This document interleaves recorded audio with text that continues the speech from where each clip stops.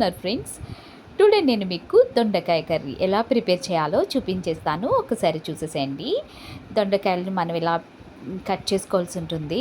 అంటే ఆ దొండకాయని హాఫ్ కింద నేను కట్ చేసుకున్నాను. అలాగే టొమాటో, ఆనియన్ పేస్ట్ అండ్ పచ్చిమిర్చి. దొండకాయ కర్రీ చాలా మందికి నచ్చదు కదండీ! కానీ ఒక్కసారి ఇలా ప్రిపేర్ చేసి చూడండి, చాలా నచ్చుతుంది. లేట్ చేయకుండా వీడియోలోకి వెళ్ళిపోదాం. ముందుగా స్టవ్ మీద కడాయి పెట్టుకుని ఆయిల్ వేసుకుని మనం దొండకాయలను కట్ చేసుకున్నాం కదా హాఫ్ కింద. సో అవి మనం ఆయిల్లో డీప్ ఫ్రై చేయవలసి ఉంటుందన్నమాట. సో అవి నేను మూత పెట్టి కుక్ చేసేసాను.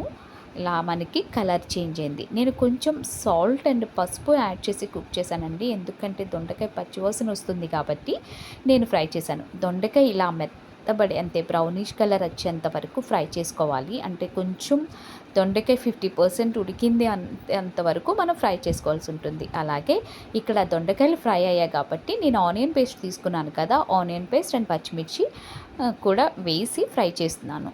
ఇవన్నీ మనకి కుక్ అయ్యేంత వరకు ఒక్కసారి మొత్తం అంతా కలుపుకుంటూ కుక్ చేసుకోవాల్సి ఉంటుంది. పచ్చివాసన పోయేంత వరకు ఆయిల్ సెపరేట్ అయ్యేంత వరకు ఆయిల్ని ఫ్రై చేసుకున్నాక టొమాటోస్ తీసుకుని అవి కూడా యాడ్ చేయాలి. అలాగే ఇక్కడ టొమాటోస్ కూడా వేసి నేను ఒక్కసారి మిక్స్ చేస్తున్నాను. సో మొత్తం అంతా మిక్స్ అయ్యాక ఒక 5 మినిట్స్ పాటు మనం కుక్ చేసుకోవాలి మూత పెట్టి. 5 మినిట్స్ తర్వాత నేను మూత తీసి చూస్తే ఇలా మనకి ఆయిల్ సెపరేట్ అయ్యింది. ఇక్కడ ఏంటంటే కొంచెం పసుపు అండ్ సాల్ట్ అండ్ అల్లం వెల్లుల్లి పేస్ట్ యాడ్ చేశాను. సో ఇవన్నీ మొత్తం మిక్స్ అయ్యేంత వరకు ఒక్కసారి కలుపుకోవాలి. కలుపుకున్నాక ఇక్కడ అలాగే చిల్లీ పౌడర్ కూడా నేను యాడ్ చేశాను. అంటే కారం కూడా యాడ్ చేశాను.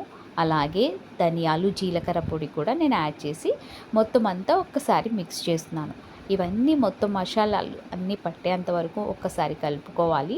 అంటే మసాలాలు అంటే నేను ఏమీ యూజ్ చేయలేదు ఇక్కడ. అంటే ధనియాలు, జీలకర్ర పొడి ఒక్కటి అండ్ అల్లం వెల్లుల్లి పేస్ట్ ఆల్రెడీ యాడ్ చేశాను కదా, ఇవన్నీ నేను ఒకసారి మొత్తం కలుపుకున్నాను. ఇవంతా కొంచెం ఫ్రై అయ్యాక వాటర్ యాడ్ చేసుకుని మూత పెట్టేసుకుని ఒక్క 10 మినిట్స్ పాటు కుక్ చేసుకోవాల్సి ఉంటుంది.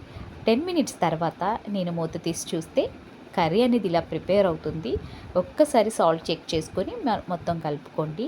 ఇలా ఆయిల్ సెపరేట్ అయ్యిందంటే మనకి కర్రీ అనేది ప్రిపేర్ అవుతున్నట్టు అనమాట. ఇంకా ఫైనల్గా ఇలా ప్రిపేర్ అవుతుందండి. మీకు నచ్చితే మసాలా కూడా యాడ్ చేసుకోండి. ఆల్రెడీ మనం ధనియాలు, జీలకర్ర యాడ్ చేసాము. లేదు ఇంకా మసాలా ఫ్లేవర్ ఉండాలి అంటే కనుక కొంచెం మసాలా పొడి కూడా ఏదైనా చికెన్ మసాలా ఏదైనా యాడ్ చేసుకోండి. నేను ఇక్కడ ఫైనల్గా కొత్తిమీరతో గార్నిష్ చేశాను. సో ఫైనల్గా కర్రీ అయిపోతుంది కాబట్టి ఫైనల్ టచ్ ఇచ్చేసాను. సో ఒక్కసారి మొత్తం కలిపేసుకుని కర్రీ అనేది ప్రిపేర్ అయిపోతుంది అనమాట. ఇంకా స్టవ్ ఆఫ్ చేసేసుకుంటే మనకి కర్రీ ప్రిపేర్ అయిపోయినట్టే. సో మీకు కూడా నచ్చితే కనుక నా వీడియో చూసి లైక్ చేసి షేర్ చేసి సబ్స్క్రైబ్ చేయండి. దొండకాయ కర్రీ ఇలా ఒక్కసారి ప్రిపేర్ చేసి పెట్టండి. దొండకాయ కర్రీ తినని వాళ్ళు కూడా ఈజీగా తినేస్తారు. ఇంకెందుకు లేటు, ప్రిపేర్ చేసేసండి.